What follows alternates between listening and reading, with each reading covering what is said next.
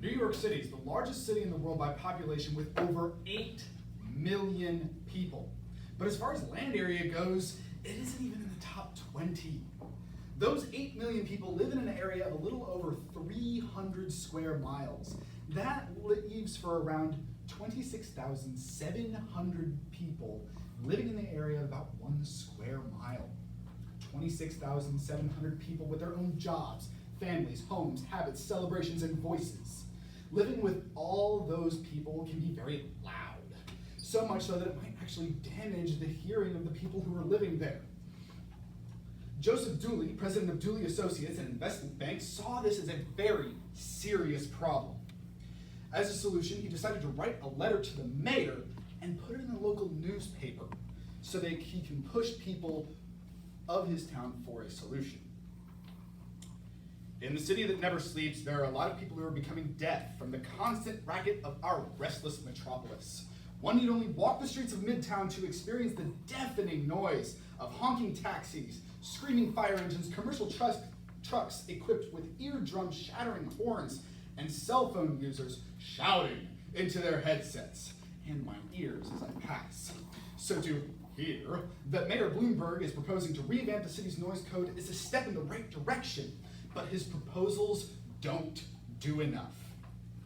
Now in my 4th official year as a New Yorker, I have learned to don earplugs to retain the vestiges of my hearing. Mind you, I'm 35 and still have 50 to 60 years left in me. I want to at least keep my auditory nerves intact. Thus, to paraphrase an old American Express commercial, I never leave home without my earplugs, and it's worth the $50 investment for the headphones with the vinyl hooded earbuds to keep the noise out so you don't have to turn up the volume to drown out the city's din. We'd all have fewer headaches if some of the sources of real noise pollution were tackled. First, the subway. Anyone who rides the train knows that the noise is unbearable, principally caused by the ear-piercing shrieks of the brake systems. Why can't the Metropolitan Transportation Authority invest in a noiseless system? If Detroit has the technology for cars, surely it exists for trains. So why not use rubber tires like the Paris Metro does? I would gladly pay the extra $1 to ride for the noise-reducing efforts, as well as most New Yorkers would too. If that's not viable, perhaps there's a way to spray a rubberized coating on the wheels to reduce the screeching noise of metal on metal. Second, emergency vehicles. Is it necessary for all sirens blaring on every possible response by the police, firefighters, and paramedics?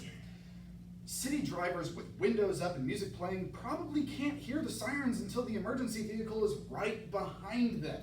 Ultimately, unfortunately, every pedestrian and apartment dweller nearby hears the sirens, but they're not the ones who should.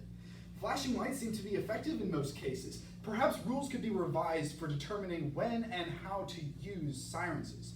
A toot or a honk would be sufficient to open a traffic lane. And the city should investigate switching to technologies that might direct the sound forward, like a laser beam, instead of broadcasting it out like radio waves. Third, cabs.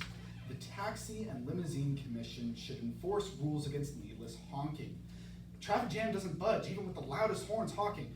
Since taxis charge peak hour rates, perhaps their horns should be automatically silenced from 4 to 8 p.m. 4, commercial trucks. Commercial trucks. The city could stop large trucks equipped with even larger horns at bridges and tunnels. Posting signs and aggressive ticketing would help. Perhaps suing the truck manufacturers and fleet companies for destroying the hearing and mental well-being of New Yorkers should be considered. Something has to be done. Mr. Mayor, you've rescued my lungs from the harmful effects of secondhand smoke. Thank you. Now please save my ears. Then maybe one day I'll retire my earplugs.